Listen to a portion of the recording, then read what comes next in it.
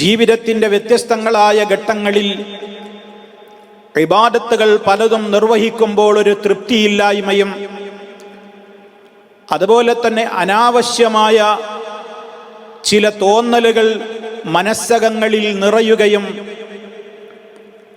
ആ തോന്നലുകളെ നാവുകൾ കൊണ്ട് പറയുന്നത് വല്ലാത്ത അപകടകരമായി പോകും. അതീവ ജാഗ്രത കൈക്കൊള്ളേണ്ടുന്ന വിഷയങ്ങളാണ്. ആ വിധത്തിലുള്ള കാര്യങ്ങളൊക്കെ പലരുടെയും മനസ്സുകളിൽ തോന്നുന്ന ഒരവസ്ഥ നിലനിൽക്കുന്നുണ്ട്. സഹോദരങ്ങളെ, ഈ വസ്വാസ് രോഗമാണ്. അത് മനുഷ്യ മനസ്സുകളിൽ പിശാചാണത് കുത്തിവെക്കുന്നത്. അവൻ്റെ ദുർബോധനങ്ങളാണ് മനുഷ്യരെ പല വിധത്തിലുള്ള ആശയക്കുഴപ്പങ്ങളിലേക്ക്, ആശങ്കകളിലേക്ക് അവനെ വലിച്ചു കൊണ്ടുപോകുന്നത്. അപ്പം നമ്മുടെയൊക്കെ ജീവിതത്തിൽ പലപ്പോഴും പല രൂപത്തിലുള്ള തോന്നലുകൾ മനുഷ്യൻ്റെ മനസ്സുകളിൽ വരും. നമുക്ക് കൺട്രോൾ കഴിയില്ല അതൊന്നും. ഇന്നതേ ചിന്തിക്കാവൂ എൻ്റെ ഹൃദയം കൊണ്ട് എന്ന് എൻ്റെ കൺട്രോളിലല്ലല്ലോ എൻ്റെ ഹൃദയം. അതുകൊണ്ട് തന്നെ അതിൽ പലതും കയറി വരും. പലതും കയറി വരുമ്പോൾ അതൊക്കെ നമ്മൾ പറയുകയോ അതല്ലെങ്കിൽ അതനുസരിച്ച് പ്രവർത്തിക്കുകയോ ഒക്കെ ചെയ്താൽ കാഫിറായി പോകുന്ന വിധത്തിലുള്ള കാര്യങ്ങൾ പോലും അത്തരം ചിന്താഗതികളിൽ കടന്നു വരുന്നുണ്ടാകും. വല്ലാത്തൊരു വിഷമകരമായ സാഹചര്യമാണത്. ഇങ്ങനെയുള്ള വിഷയങ്ങൾ ഉണ്ടാകുമ്പോൾ മനസ്സ് വല്ലാതെ വേദനിക്കുകയും വിഷമിക്കുകയും ഒക്കെ ചെയ്യുക എന്നുള്ളത് നമ്മുടെ ജീവിതത്തിൽ നമ്മൾ ഏവരും അനുഭവിക്കുന്ന ചില പ്രധാനപ്പെട്ട പ്രശ്നങ്ങളാണ്. മഹാനായ നബി സല്ലല്ലാഹു അലൈഹി വസല്ലമ അവിടുത്തെ സമീപത്തേക്ക് ഏതാനും ആളുകൾ കടന്നു വന്നതായി അബൂ ഹുറൈറ റളിയല്ലാഹു തആല അൻഹു ഉദ്ധരിക്കുന്ന ഒരു റിപ്പോർട്ടിൽ നമുക്ക് കാണാൻ സാധിക്കും. മഹാനവറുകൾ പറയുന്നുണ്ട്, ജാഅ നാസും മിൻ അസ്ഹാബിൻ നബി സല്ലല്ലാഹു അലൈഹി വസല്ലം, നബി സല്ലല്ലാഹു അലൈഹി വസല്ലമിന്റെ സഹാബിമാരിൽ നിന്ന് ഒരു കൂട്ടം ഏതാനും ആളുകൾ നബി സല്ലല്ലാഹു അലൈഹി വസല്ലമിന്റെ അരികിലേക്ക് കടന്നു വന്നുകൊണ്ട് പ്രവാചകനോട് ചോദിക്കുകയുണ്ടായി, നബിയെ, ഇന്നാ നജിദു ഫീ അൻഫുസിനാ മാ യതആലമു അഹദുനാ അൻ യതകല്ലമ ബിഹി, ഞങ്ങളുടെയൊക്കെ മനസ്സുകളിൽ, ഞങ്ങളുടെയൊക്കെ ചിന്തകളിൽ ചിലതൊക്കെ ഞങ്ങൾക്ക് അനുഭവപ്പെടാറുണ്ട് നബിയെ. ആ ചിന്തയിൽ വരുന്ന കാര്യങ്ങളെങ്ങാനും ഞങ്ങൾ പറയുകയാണെങ്കിൽ അത് അതീവ ഗുരുതരമായ വിഷയങ്ങളായി പോകും. എന്താണ് പ്രവാചകരെ ഇനി ഞങ്ങൾ ചെയ്യേണ്ടത്? ഇതിനെന്താണ് നിവൃത്തി, പരിഹാരം എന്താണ്? മഹാനായ നബി സല്ലല്ലാഹു അലൈഹി വസല്ലമ ഇടക്ക് കയറി തിരിച്ചു ചോദിച്ചു, വഖദ് വജത്തുമൂഹു, നിങ്ങൾക്ക് അങ്ങനെ അനുഭവപ്പെടുന്നുണ്ടോ? അങ്ങനെ നിങ്ങളുടെ മനസ്സിൽ തോന്നുന്നുണ്ടോ? നിങ്ങൾക്കത് പറഞ്ഞാൽ അത് വല്ലാത്ത ഗുരുതരമായ വിഷയമായി പോകും എന്ന ഭയം നിങ്ങളുടെ മനസ്സിൽ തോന്നുന്നുണ്ടോ? നബി സല്ലല്ലാഹു അലൈഹി വസല്ലമിനോട് സഹാബികൾ പറഞ്ഞു, നഅം, അതെ. അപ്പോൾ നബി സല്ലല്ലാഹു അലൈഹി വസല്ലം മറുപടി കൊടുക്കുകയാണ്, ദാക സരീഹുൽ ഈമാൻ, അത് പ്രകടമായ ഈമാൻ തന്നെയാണ്.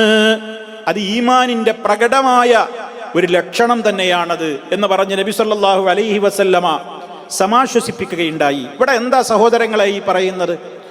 മനുഷ്യ മനസ്സിൽ ഇന്ന് ലോകത്ത് നമ്മൾ ജീവിച്ചു കൊണ്ടിരിക്കുന്ന ഈ കാലഘട്ടത്തിൽ അന്നത്തെ സഹാബിമാരുടെ മനസ്സുകളിൽ ഇത്രയൊക്കെ വന്നുവെങ്കിൽ, എന്ന് സ്വതന്ത്ര ചിന്തകരാണ് ഞങ്ങളെന്ന്, ഫ്രീ തിങ്കേഴ്സാണ് ഞങ്ങളെന്ന്, അതുപോലെ തന്നെ എല്ലാവിധത്തിലുള്ള മോശപ്പെട്ട കാര്യങ്ങളിലേക്കും മനുഷ്യനെ പിടിച്ചു വലിക്കുവാൻ വേണ്ടി അള്ളാഹുവിൻ്റെ പേരിൽ, റസൂലുള്ളാഹിന്റെ പേരിൽ, ഇസ്ലാമികമായ ആശയങ്ങളുടെ പേരിൽ നൂറുകൂട്ടം വസുവാസുകൾ ഉണ്ടാക്കിക്കൊണ്ടിരിക്കുന്ന മനുഷ്യ പിശാചുക്കൾ വിഹരിക്കുന്ന ഒരു കാലഘട്ടത്തിൽ എന്തെല്ലാം വസുവാസുകൾ മനുഷ്യന്റെ മനസ്സുകളിലേക്ക് കടന്നു വരാൻ സാധ്യതയുണ്ട് എന്ന് നമ്മൾ ആലോചിക്കണം.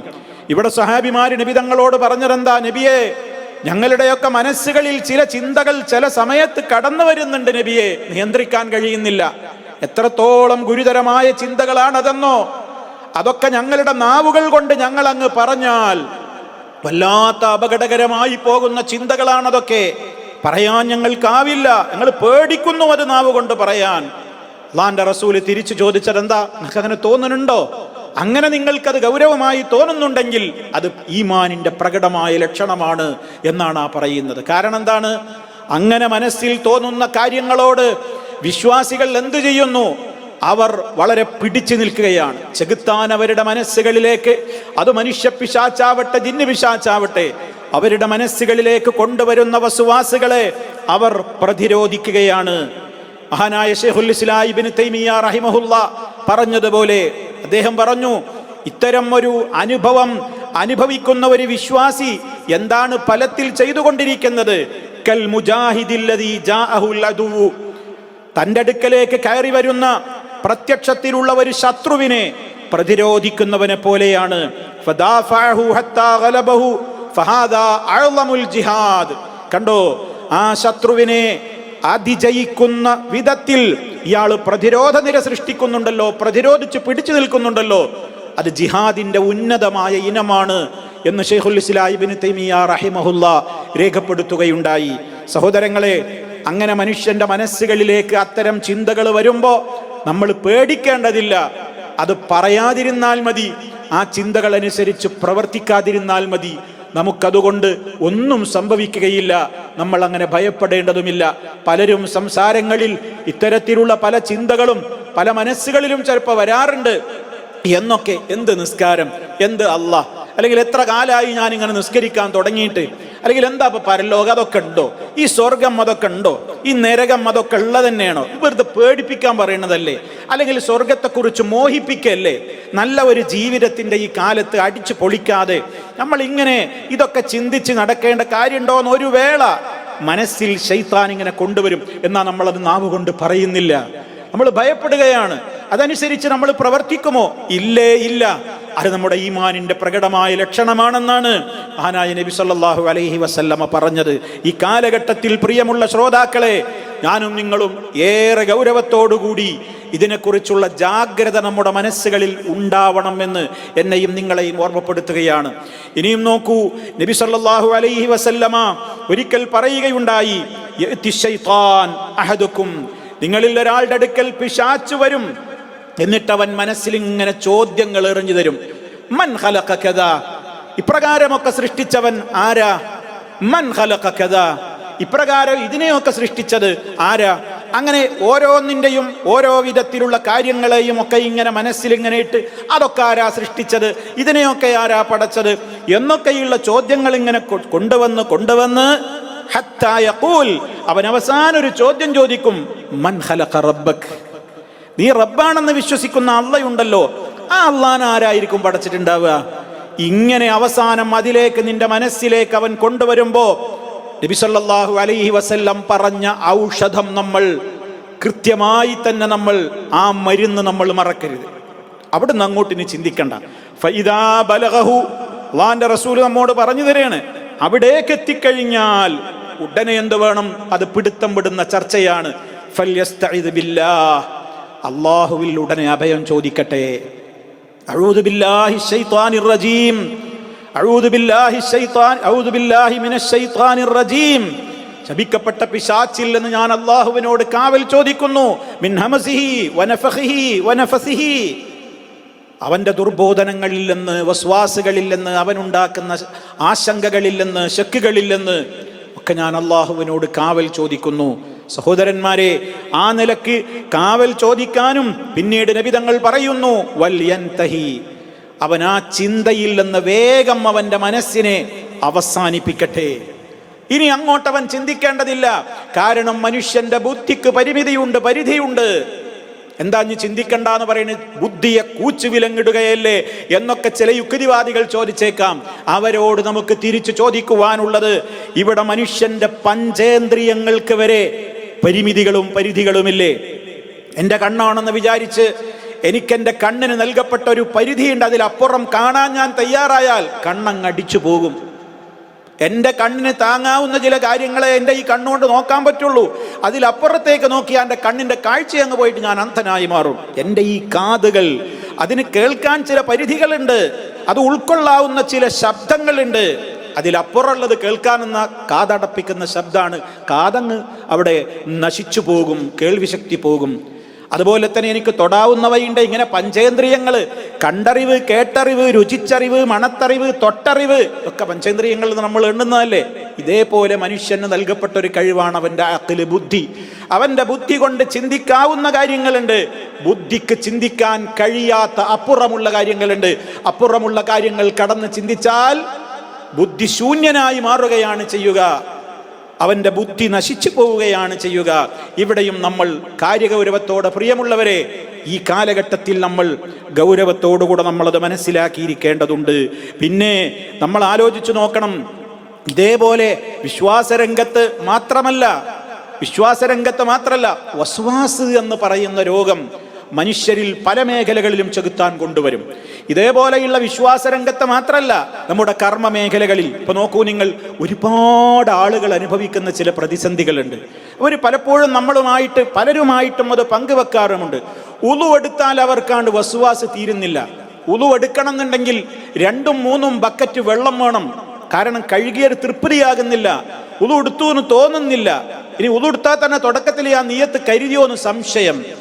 അതേപോലെ തന്നെ അവയവം കഴുകിയോ, എൻ്റെ മുഖം കഴുകിയോ, വലത്തേ കൈ കഴുകിയിട്ടുണ്ടോ, ഇടത്തേ കാല് കഴുകിയോ, ആകെ ഉളുടുത്ത് കഴിയുമ്പോഴേക്ക് അവന് ആശങ്കകളുടെ ഒരു കൂമ്പാരം. കുറേ ടൈം ഒരിക്കൽ ഉളുടുക്കാൻ അവൻ ആവശ്യമാണ്. കഴുകിയ തന്നെ കഴുകും. അവന് വസ്വാസ് തീരുന്നില്ല, നനഞ്ഞിട്ടില്ല എന്ന തോന്നൽ. നിസ്കാരത്തിന് വേണ്ടി നിന്നാലോ, അപ്പോൾ അവൻ്റെ മനസ്സിൽ വേറെ ഒരുപാട് വസ്വാസുകൾ.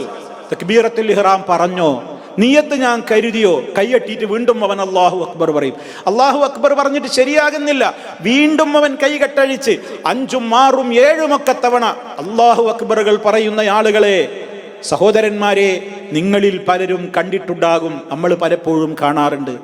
ഫാത്തിഹ പാരായണം ചെയ്യുമ്പോൾ, സൂറത്ത് പാരായണം ചെയ്യുമ്പോൾ, അതേപോലെ തന്നെ ദിക്റുകളും ദുആകളും നിസ്കാരത്തിൻ്റെ അകത്ത് പാരായണം ചെയ്യുമ്പോൾ എത്ര തവണയാണ് അതിൻ്റെ അക്ഷരങ്ങൾ മൊഴിയുന്നതിൽ അവർ വസ്വാസുകൾ കാണിച്ചു കൊണ്ടിരിക്കുന്നത്. എത്ര റക്അത്ത് നിസ്കരിച്ചു എന്ന് പലപ്പോഴും അറിയുന്നില്ല. 3, 4, 5, 6, 7 ഒക്കെ റക്അത്ത് നിസ്കരിക്കുകയാണ്, എത്ര നിസ്കരിച്ചു എന്ന് അറിയാത്തത് കൊണ്ട്.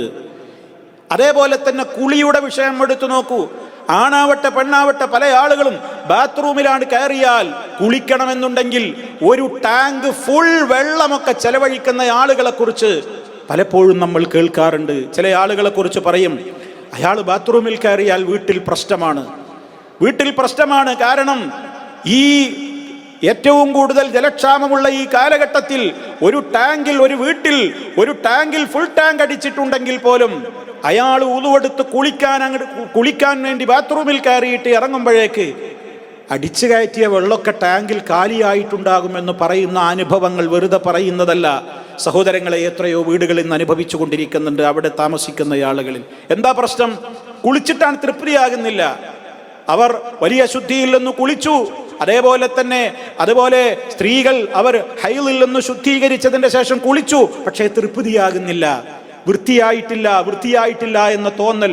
ഇഷ്ടം പോലെ ഷവറിന്റെ ചോട്ടിൽ നിന്ന് അല്ലെങ്കിൽ ബക്കറ്റ് കൊണ്ട് കോരിയൊഴിച്ച് 1, 2 മണിക്കൂറുകൾ ബാത്റൂമിന്റെ അകത്ത് വെള്ളമൊഴിച്ച് കഴുകിയത് തന്നെ കഴിയുന്ന എത്രയോ ആളുകളുണ്ട്. ഇതൊരസുഖമാണ് സഹോദരങ്ങളെ, ഇതൊരസുഖമാണ്.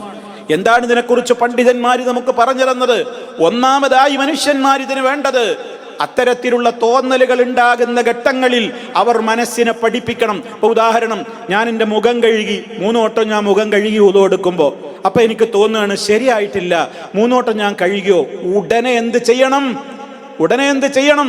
അവൻ അള്ളാഹുവിനോട് കാവൽ ചോദിക്കുന്നതിന്റെ പുറമെ ഞാൻ കഴുകിയിട്ടുണ്ട്, മതി, ഇനി ഞാൻ മടങ്ങൂല, വസ്വാസിൽ ഞാൻ ഇനി അപ്പുറത്തേക്ക് രണ്ടാമത് കഴുകാൻ ഞാൻ നിൽക്കുന്നില്ല എന്ന മനസ്സിനെ പഠിപ്പിച്ച് അയാൾ വീണ്ടും കഴുകുക എന്നുള്ള പ്രവൃത്തിയിൽ നിന്ന് പിന്തിരിയണം എന്നാണ് പണ്ഡിതന്മാർ കൃത്യമായി തന്നെ വിശദീകരിച്ചത്. ഒരാൾക്ക് ഉളു എടുത്തു കഴിഞ്ഞപ്പോൾ തോന്നുകയാണ് തൃപ്തിയായിട്ടുണ്ട് എന്ന് മനസ്സിനെ പഠിപ്പിക്കണം. ശുദ്ധീകരിച്ചു, മൂത്രമൊഴിച്ചു, ശുദ്ധീകരിച്ചിട്ടുണ്ട്, അയാൾക്ക് തോന്നുകയാണ് ശുദ്ധിയായിട്ടില്ല എന്ന് തോന്നുകയാണ്. ആ തോന്നൽ അയാൾ അവസാനിപ്പിക്കണം. അതേ അതിന് നിവൃത്തിയുള്ളൂ. നിസ്കാരത്തിൽ തോന്നുന്ന ആ വസ്വാസുകൾ അയാൾക്കുണ്ടാകുമ്പോഴൊക്കെ അയാൾ ആ വസ്വാസിൽ നിന്ന് മനസ്സിനെ പിടിച്ചു വലിക്കണം. ഏതുപോലെ ഇത് പിശാച് തന്നെ നശിപ്പിക്കാൻ കൊണ്ടുവരുന്ന സംശയങ്ങളാണെന്ന് മനസ്സിലാക്കിക്കൊണ്ട് നേരത്തെ ശൈഖുൽ ഇസ്ലാം ഇബ്നു തൈമിയ്യ റഹിമഹുല്ലാഹ് പറഞ്ഞതുപോലെ ഒരു ശത്രു തന്നെ കീഴടക്കാൻ വേണ്ടി വരുന്ന ഒരു ശത്രുവിനോട് പ്രതിരോധിക്കാൻ വേണ്ടി ഒരു ധീരനായ മുജാഹിദ് പിടിച്ചു നിൽക്കുന്നത് പോലെ എന്ന് പറഞ്ഞില്ലേ, ആ നിലക്ക് പിശാചിനോട് പോരാടുവാനുള്ള ഒരു ത്രാണി അവൻ നേടണമെന്നാണ്. അള്ളാഹുവിനോട് കാവൽ ചോദിച്ച് അവൻ്റെ മനസ്സിൽ അപ്പോൾ തോന്നുന്ന ആ വസ്വാസ് എന്താണോ, എന്ത് ന്യൂനതയുണ്ട് എന്നാണോ അവന് ശൈത്താൻ ഇപ്പൊ തോന്നിപ്പിക്കുന്നത്, അതില്ല. അത് വെറുതെ ശൈത്താൻ തോന്നിപ്പിക്കുന്നതാണ്. ഞാൻ ശൈത്താന് വഴിപ്പെടില്ല, ശൈത്താന്റെ ദുർബോധനങ്ങൾ എൻ്റെ അടുക്കൽ നടക്കില്ല എന്നിങ്ങനെ മനസ്സിനെ പഠിപ്പിച്ചുകൊണ്ട് അയാൾ അത്തരത്തിലുള്ള ആ ചിന്താഗതികളിൽ നിന്ന് അയാൾ മാറി നിൽക്കലാണ് ഇതിനുള്ള പരിഹാരം. ഇതങ്ങോട്ട് നിരന്തരം ശീലിച്ചു കൊണ്ടിരുന്നാൽ പിന്നെ അയാൾക്ക് ആ വസ്വാസ് ഉണ്ടാവില്ല. നേരെ മറിച്ച് ശൈത്താൻ തോന്നിപ്പിക്കുന്ന ആ വസ്വാസുകൾക്കനുസരിച്ച് അയാൾ കഴുകിയത് തന്നെ വീണ്ടും കഴുകി, കുളിച്ചാൾ വീണ്ടും ഷവറിൻ്റെ അടുത്തേക്ക് നിയ്യത്ത് വെച്ചോല്ലേന്ന് അറിയില്ല, വീണ്ടും കുളിക്കാൻ ഇറങ്ങി, ഇങ്ങനെ 100ഉം 2ഉം 3ഉം 4ഉം ഒക്കെ വട്ടം കുളിക്കുക, 4-5 വട്ടം ഉളുവെടുക്കുക, കഴുകിയത് തന്നെ കഴുകുക. ഇങ്ങനെയുള്ള ചിന്തകളിലേക്ക് ഒരാൾ മനസ്സിനെ വീണ്ടും വീണ്ടും അഡിക്റ്റ് ആക്കുകയാണെങ്കിൽ മരണം വരെ അയാളുടെ ഈ രോഗം വർദ്ധിക്കുകയല്ലാതെ ഒരിക്കലും കുറയില്ല. അതുകൊണ്ട് എന്ത് വേണം? അങ്ങനെയുള്ള ചിന്തകൾ വരാൻ അനുവദിക്കാതെ വന്നു കഴിഞ്ഞാൽ ഉടനെ അള്ളാഹുവിനോട് അഭയം ചോദിക്കണം പൈശാചിക ദുർബോധനങ്ങളിൽ നിന്ന്. അതിൻ്റെ പുറമെ ആ തോന്നിയ ചിന്തയെ ഉടൻ തന്നെ മാറ്റി തൻ്റെ കാര്യങ്ങളെല്ലാം ക്ലിയറാണ്, വുളു ക്ലിയറാണ്, കുളി ക്ലിയർ ആയിട്ടുണ്ട്, നിസ്കാരം ശരിയായിട്ടുണ്ട് എന്ന് മനസ്സിനെ പഠിപ്പിച്ചുകൊണ്ട് അയാൾ പരിശീലനം നേടുകയാണെങ്കിൽ അയാൾക്കതിൽ നിന്ന് രക്ഷപ്പെടാൻ സാധിക്കും. ഇതാണ് ഒരു വഴി. രണ്ടാമത്തെ മാർഗം എന്താണ് സഹോദരങ്ങളെ?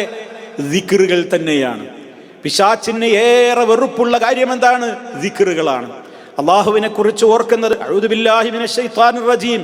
ശൈത്താൻ അവന് ഏറ്റവും പ്രയാസകരമായ കാര്യമാണത്. ദിക്റുകൾ, ലാ ഇലാഹ ഇല്ലല്ലാഹ്, സുബ്ഹാനല്ലാഹ്, നമ്മുടെ അദ്കാറുസ് സബാഹുകൾ, അദ്കാറുൽ മസാഉകൾ, പ്രഭാത പ്രദോഷത്തിൽ നമ്മൾ മുടങ്ങാതെ നിർവഹിക്കേണ്ടുന്ന പ്രാർത്ഥനകൾ, സൂറ, അതുപോലെ തന്നെ ആയത്തുൽ കുർസി, ഉറങ്ങാൻ കിടക്കുന്ന വേളയിലുള്ള ദിക്റുകൾ, സൂറത്തുൽ ഇഖ്ലാസ്, മുഅവ്വദത്തൈനി, അവയൊക്കെ ഓതി, അതുപോലെ തന്നെ കൈകൾ കൊണ്ട് ശരീരം മുഖത്തും എത്താവുന്ന സ്ഥലങ്ങളിലെല്ലാം തടവിക്കൊണ്ട് കിടന്നുറങ്ങൽ, അതേപോലെ ഏതെല്ലാം പ്രാർത്ഥനകളുണ്ടോ അവയൊക്കെ അർത്ഥവും ആശയവും ഗ്രഹിച്ചുകൊണ്ട്, സൂറത്തുൽ ഇഖ്ലാസ്, സൂറത്തു ഫലഖ്, സൂറത്തു നാസ്, അതൊക്കെ പ്രത്യേകിച്ച് തന്നെ സഹോദരങ്ങളെ, മിൻ ശർരിൽ വസ്വാസിൽ ഖന്നാസ് അല്ലദീ യുവസ്വിസു ഫീ സുദൂരിൻ നാസ് മിനൽ ജിന്നത്തി വന്നാസ്, അല്ലാഹു പറഞ്ഞു തന്നിട്ടുള്ള ഏറ്റവും ഉത്തമമായ പരിഹാരമാണല്ലോ ആ അധ്യായം. പക്ഷേ അതൊക്കെ നമ്മൾ പലപ്പോഴും നിർവഹിക്കുമ്പോൾ നമ്മുടെ മനസ്സുകളിൽ അതിൻ്റെ ആശയങ്ങൾ കടന്നു വരാതെ കേവലം ചില അധര വ്യായാമങ്ങളാക്കി മാറ്റുന്ന ഒരവസ്ഥ നമുക്ക് ഈ സൂറത്തുകളും ദിക്റുകളും ഒന്നും പാരായണം ചെയ്യുമ്പോൾ ഉണ്ടാവാതിരിക്കാൻ നമ്മൾ ശ്രദ്ധിക്കണം. അതിനാണ് അർത്ഥവും ആശയവും നമ്മൾ പഠിച്ചു മനസ്സിലാക്കിക്കൊണ്ടത് നിർവഹിക്കണം എന്ന് പറയുന്നത്. തീർന്നില്ല, മനുഷ്യ മനസ്സുകളിൽ വിഷമങ്ങൾ കുമിഞ്ഞുകൂടുമ്പോൾ ചൊല്ലാൻ വേണ്ടി നിർദ്ദേശിക്കപ്പെട്ടിട്ടുള്ള ദുആ ഉൽ കർബുണ്ട്. ലാ ഇലാഹ ഇല്ലല്ലാഹുൽ അലീമുൽ ഹലീം, ലാ ഇലാഹ ഇല്ലല്ലാഹു റബ്ബുൽ അർശിൽ അലീം, ലാ ഇലാഹ ഇല്ലല്ലാഹു റബ്ബുസ് സമാവാതി വ റബ്ബുൽ അർദി വ റബ്ബുൽ അർശിൽ കരീം. ഇതൊക്കെ നമ്മൾ ഉരുവിട്ടുകൊണ്ടിരിക്കുക. ഇത്തരത്തിലുള്ള വസ്വാസുകളൊക്കെ പമ്പ കടക്കും സഹോദരങ്ങളെ, നമ്മുടെ മനസ്സുകളിൽ നിന്ന് പോകും. അങ്ങനെ ഈ പറയുന്ന മാർഗങ്ങൾ വിശ്വാസരംഗം മുതൽക്ക് നമ്മുടെ നിത്യജീവിതത്തിലെ കർമ്മശാസ്ത്ര മേഖലയിലുള്ള ഇബാദത്തുകളിലുള്ള അനുഷ്ഠാനമുറകളിലുള്ള കാര്യങ്ങളിൽ വരെ ഒരുപാട് വസ്വാസുകൾ ഇങ്ങനെ വന്നുകൊണ്ടിരിക്കുന്ന ഒരവസ്ഥ. വേറെ ചില ആളുകൾക്ക് ഞാൻ ഇപ്പോൾ ഭാര്യയോട് ത്വലാഖിനെ പറ്റി പറഞ്ഞോ എന്ന് ആശങ്ക, ഞാൻ ഇപ്പോൾ ത്വലാഖിൻ്റെ വാചകം പറഞ്ഞോ എന്ന് ആശങ്ക, ഞാൻ എൻ്റെ ഭാര്യയെ അറിയാതെ ത്വലാഖ് ചൊല്ലി പോകുന്നുണ്ട്, അങ്ങനെ ചൊല്ലിയില്ലേ എന്ന് എനിക്കൊരാശങ്ക. ശൈത്താൻ ഉണ്ടാക്കി തീർക്കുകയാണ്. അങ്ങനെ മനസ്സിൽ വരുമ്പോൾ ഉടനെ പറയണം, ഇല്ല, സംഭവിച്ചിട്ടില്ല, ഞാൻ എൻ്റെ ഭാര്യയോട് അങ്ങനെ ഒരു വാചകം പറഞ്ഞിട്ടില്ല, അത് ശൈത്താൻ തോന്നിപ്പിക്കുകയാണ്. അഊദു ബില്ലാഹി മിനശ് ശൈത്വാനിർ റജീം മിൻ ഹമസിഹി വനഫഖിഹി വനഫസിഹി. അതുപോലെ തന്നെ അങ്ങനെ ഒന്നില്ല എന്ന് മനസ്സിനെ ഉടനെ തന്നെ അങ്ങ് പഠിപ്പിച്ച് അതിൽ നിന്ന് പെട്ടെന്ന് വഴിമാറിപ്പോകാനുള്ള ഏറ്റവും വലിയ ജാഗ്രത ഒരു മനുഷ്യൻ ഉണ്ടായിരിക്കണം എന്നുള്ളതാണ് ഇതിലൊക്കെ ശ്രദ്ധിക്കേണ്ടത്. അതേ അവസരത്തിൽ ആ തോന്നുന്ന ചിന്തക്കനുസരിച്ച് ഇങ്ങനെ പേടിച്ച് നടക്കുകയാണ്. ഞാൻ ഇപ്പോൾ അവിടെ ത്വലാഖ് ചൊല്ലിയാലോ, ഇനിയിപ്പോൾ എന്താ ചെയ്യുക, ഈ വിധത്തിൽ ത്വലാഖ് ചൊല്ലിയിട്ടില്ല, അയാൾക്ക് അങ്ങനെ തോന്നുകയാണ്, അല്ലെങ്കിൽ അയാൾ വേറെന്തൊക്കെ പറഞ്ഞു, അയാൾ മനസ്സറിഞ്ഞു പറഞ്ഞിട്ടില്ല, പക്ഷെ അയാൾക്ക് പറഞ്ഞു എന്നിങ്ങനെ തോന്നുക. ഇത് ഈ ഒരു വിഷയത്തിൽ മാത്രമല്ല സുഹൃത്തുക്കളെ, ഞാൻ നേരത്തെ പറഞ്ഞ ഏറ്റവും അടിസ്ഥാനപരമായ വിശ്വാസ കാര്യങ്ങൾ തൊട്ട് ജീവിതത്തിൻ്റെ വ്യത്യസ്തങ്ങളായ ഒരുപാട് വിഷയങ്ങളിൽ ഇതേപോലെയുള്ള വസ്വാസുകൾ കൊണ്ട് മനുഷ്യർ കഷ്ടപ്പെടുന്നുണ്ട്, പ്രയാസപ്പെടുന്നുണ്ട്, ബുദ്ധിമുട്ട് അനുഭവിക്കുന്നുണ്ട്. അതിനുള്ള പരിഹാരം ഇത് മാത്രമാണ്. അള്ളാഹുവിൽ അഭയം ചോദിക്കുക, അതിന് ആവശ്യമായ നിലക്കുള്ള ദിക്റുകളും ദുആകളും റബ്ബിലേക്കുള്ള തവക്കുലും അവനോടുള്ള ഇസ്തിആനത്ത്, അവനോട് അഭയം ചോദിക്കലും അവനിലേക്ക് സമ്പൂർണമായി സമർപ്പിക്കലും ഒക്കെ നമ്മൾ അർത്ഥവും ആശയവും ഗ്രഹിച്ചുകൊണ്ട് ചെയ്യുകയും ഏതൊരു വിഷയത്തിലാണോ മനസ്സ് വല്ലാതെ ആശങ്കപ്പെടുന്നതെങ്കിൽ ആ കാര്യം ഇല്ല, അത് ശൈത്താൻ എന്നെ നശിപ്പിക്കാൻ വേണ്ടി വെറുതെ തോന്നിപ്പിക്കുന്നതാണെന്ന് മനസ്സിനെ പഠിപ്പിച്ച് ആ മേഖലയിൽ നിന്ന് അതീവ ജാഗ്രതയോടെ പിന്മാറുകയും ചെയ്തുകൊണ്ട് ഈ മേഖലയിൽ വിശ്വാസികൾ ആശ്വാസവും പരിഹാരവും കണ്ടെത്തണം എന്നുള്ളതാണ് ഈ വിഷയത്തിൽ നമുക്ക് പരിഹാരമായി പഠിപ്പിക്കപ്പെട്ടിട്ടുള്ളത്. ആയതുകൊണ്ട് അള്ളാഹുവിനോട് നമ്മളെപ്പോഴും അഭയം ചോദിക്കുക. വസ്വാസ് എന്ന് പറയുന്നത് അതൊരാളിൽ പിടിപെട്ട് കഴിഞ്ഞാൽ പിന്നെ ഒരുപാട് ബുദ്ധിമുട്ടുകൾ അത് ഉണ്ടാക്കും. മനുഷ്യൻ്റെ ജീവിതത്തിൻ്റെ വ്യത്യസ്ത ഘട്ടങ്ങളിൽ അയാൾ വല്ലാതെ കഷ്ടപ്പെടും. ആ ഒരവസ്ഥ വരാതിരിക്കാൻ നമ്മൾ ഓരോരുത്തരും ശ്രമിക്കുക, ശ്രദ്ധിക്കുക.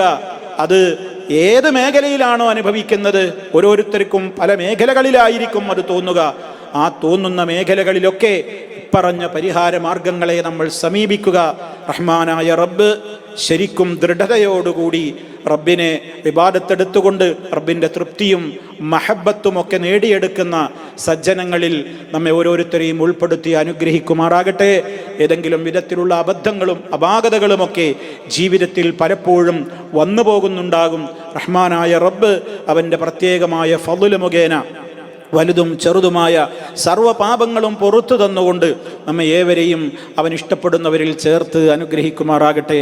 മാരകമായ രോഗങ്ങളിൽ നിന്ന്, സഹിക്കാനാവാത്ത പരീക്ഷണങ്ങളിൽ നിന്ന് റബ്ബ് നമ്മെ എല്ലാവരെയും കാത്തു രക്ഷിക്കുമാറാകട്ടെ.